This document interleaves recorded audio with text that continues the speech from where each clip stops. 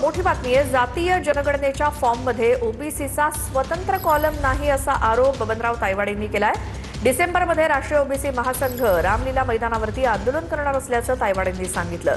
58 लाख नोंदी सापडल्या हे मान्य करत नाहीत, ओबीसीचा कॉलम ऍड करावा अशी मागणी तायवाडेंनी केली आहे। या नोंदींसंदर्भामध्ये वारंवार उच्चारण होत आहे, काय नेमकी परिस्थिती? हे बघा, अनेकदा मी या विषयावरती बोललेलो आहे। 58 लाख नोंदी सापडल्या हे मी काही अमान्य करत नाही। नोंदी सापडल्या महाराष्ट्रात, परंतु ह्या नोंदी केव्हाच्या आहे?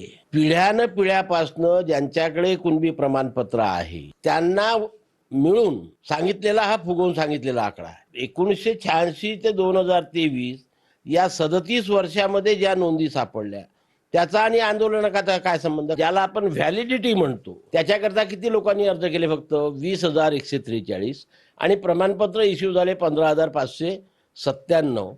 जरांगे पाटलांनी आता एक इशारा दिलेला आहे की मुंबई जाम करणार।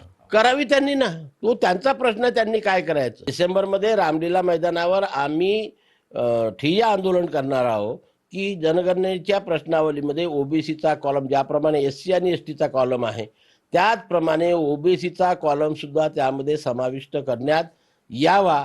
कॅमेरामन साईसह सुनील ढगे, TV9 मराठी, नागपूर।